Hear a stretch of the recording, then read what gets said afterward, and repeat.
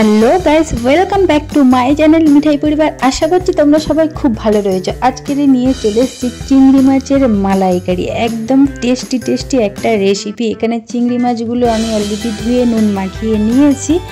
দেন কড়াই বসিয়ে দিয়েছি, এটা জাস্ট গরম হওয়ার অপেক্ষায়। তেল দিয়ে দেবো, তারপরে হচ্ছে তেলটা যথারীতি পরিমাণে গরম হতে হবে আর তারপরে চিংড়িটা দেয়া হবে।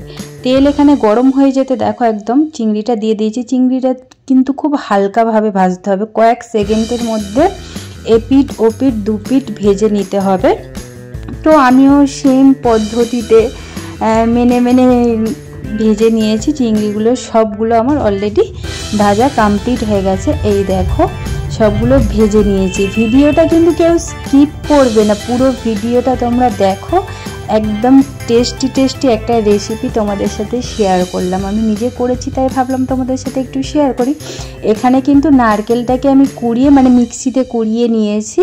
দেন এর মধ্যে গরম জল দিয়ে এটাকে মিল্ক বার করতে হবে। তো মিল্ক বার করে নিয়েছি। নারকেলের দুধ সবাই জানো, মালাইকারি মানে নারকেলের দুধ একদম মাস্ট।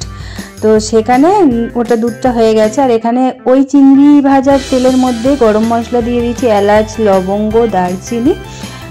এলাচটা একটু বেশি পরিমাণে দিতে হবে। তো দিয়ে দিয়েছি। এখানে নিয়ে নিয়েছি পেঁয়াজের পেস্ট। এটা ভালো করে ভাজতে হবে। সাথে আদা রসুনের পেস্ট। তোমার চিংড়ি কতটা রয়েছে সেই পরিমাণে কিন্তু তোমাকে পেস্টগুলোও দিতে হবে।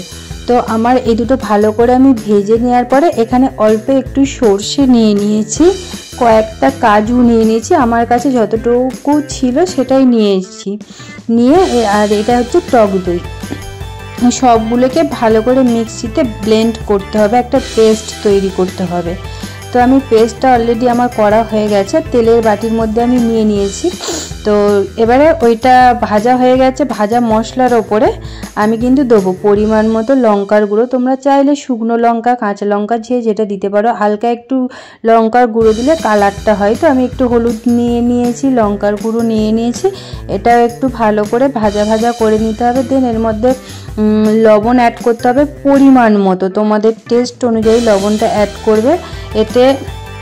এটা আরেকটু নাড়াচাড়া করে নেওয়ার পরে এর মধ্যে কিন্তু ওই মিক্সটা দিয়ে দিতে হবে। সবগুলো যেগুলো বাটা হলো, সর্ষে, কাজু, দই, এগুলো ভালো করে দিয়ে ভালো করে নাড়াচাড়া করে নিয়ে এটাকে হালকা পরিমাণে জল দিতে হবে ওইটা ধুয়ে। আদার্স কিন্তু কোনো জল দেয়া যাবে না।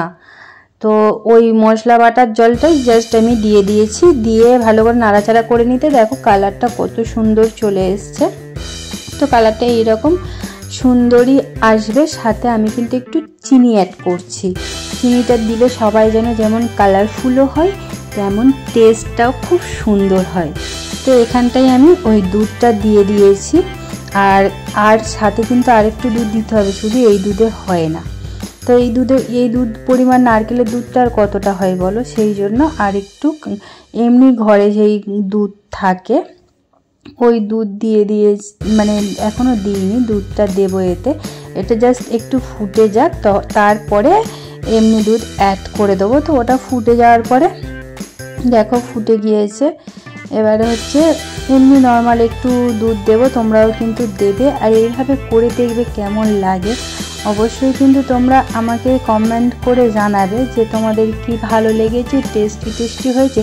আমি কিন্তু পেঁয়াজ, আদা, রসুন দিয়ে এই ফার্স্ট টাইম একটা রেসিপি করেছি।